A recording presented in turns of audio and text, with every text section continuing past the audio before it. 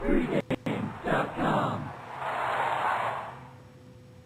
Welcome back to Pregame.tv. We're going to put the final wrap-up on the 2013 football season. Super Bowl's in the books. Seattle got the job done over Denver. Shocking score, 43-8. Didn't see that. I mean, you were on Seattle. I was on Seattle. Very happy with that result, but I got to say, I did not see the blowout coming that we had. And Bryan, we actually, you and I were up in Reno this weekend. We left Vegas. You had some invites up in Reno, and also you wanted to chase down some props. I mean, this guy, we joked last week when we did the prop show that I gave props to Bryan for his props, but you know, going up there, there's the usual suspects. You know, you've got some of the books that we have here, but there are a couple independent books up there, and those are the ones we attacked and found some soft numbers that was value, but unfortunately in some of those props, because of the outcome of the score being lopsided, it hurt those props. And why don't you elaborate on that? Yeah, I was all set up on the props, and you know, getting back to the game, we had Seattle. In fact, I think we made a comment, and I did a couple interviews where just about everybody I knew had Seattle. There was a couple that were high on Denver, but for the most part, literally 90% of the people we knew were on Seattle. It turned out to be the right side, and it was just one game. Anything can happen. But, you know, it gets to my point where defense wins Super Bowls, and we've seen it year in and year out, and it happened once again. But, yeah, and I set up all my props, or as long as the game wasn't a blowout, and I didn't think it was going to be a blowout. We talked about that. As long as it wasn't a blowout, we kind of knew what we were going to take a look at. And we talked about this on the videos that we did last week when we did our props.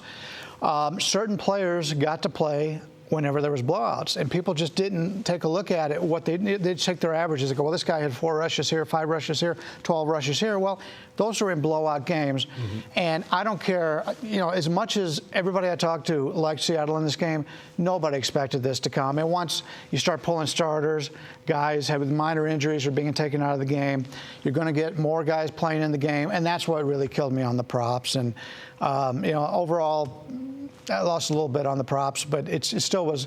You hate to run around for 2 weeks and not make any profit. Yeah, and one of the substitutions that actually shocked me, because you dream about it and wait, to win a Super Bowl, and if you're in victory formation, to take that knee and have the ball in your hand, although the game ended with Denver having it. But I was shocked that Pete Carroll took Russell Wilson out of the game when he did. That's one of the props that everybody normally jumps on. Will there be more than 2.5 people taking a snap or something to that effect, depending on how it's written up?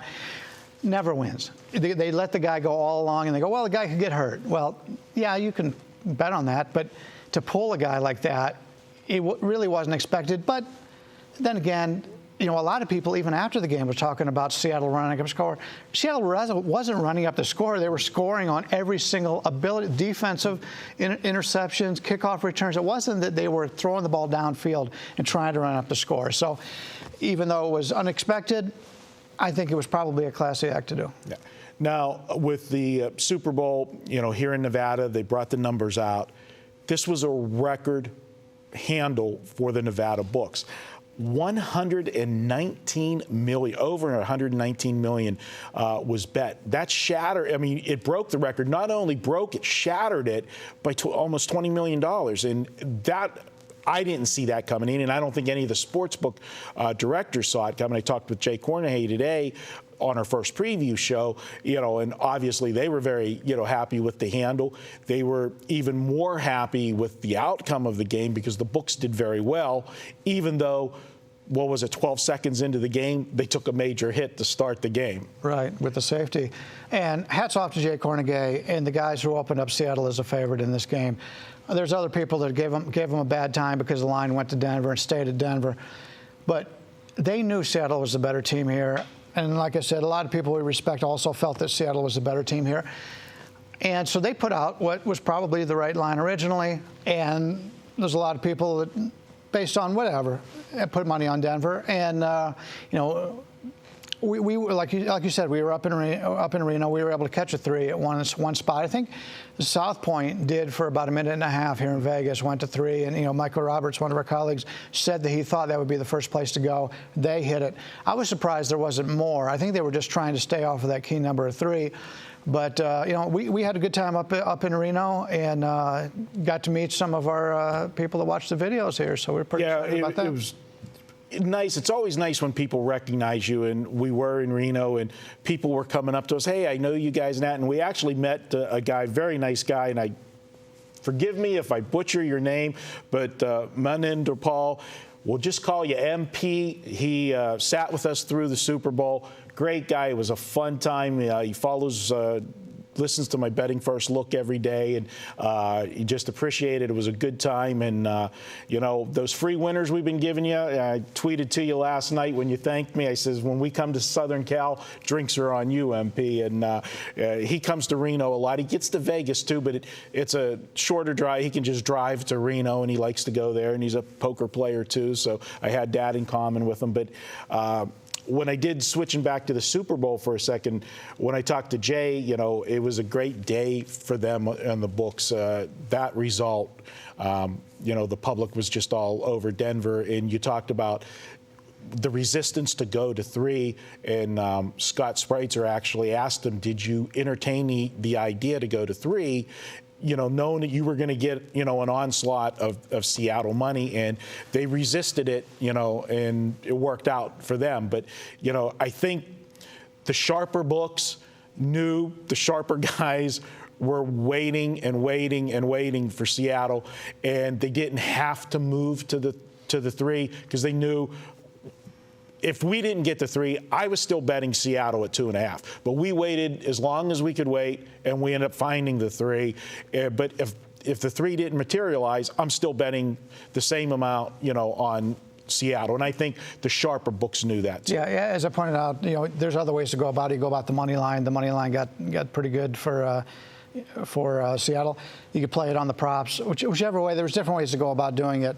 But, it was just one of those games that Seattle was obviously, in retrospect, they were the better team. But once again, it was just one game. And I've heard talk that if they played the game again right now, they make Seattle a 3-point favorite, which really isn't. I mean, it's a huge differential, but it's not that they're going to make them a 30-point favorite because they won so big. It's just these things happen in life. I mean, certain teams just do not play well in certain situations, and Denver's a good football team. They just didn't have it that game. Absolutely. And final thing we'll discuss here and let it go. Via the LVH, they've already got a number up. You can bet next year's Super Bowl. NFC 3-point favorite over the AFC. I see no problem in that. I think the 2 best teams next year, barring what the drafts and everything, but the 2 best teams in my mind to end the season were San Francisco and Seattle. And they're the 2 best teams heading into next year. And we've already saw, based on that one game, what had happened. And we talked about it last week. The Denver didn't play a very tough schedule. So I have no problem with the NFC being a 3-point favorite.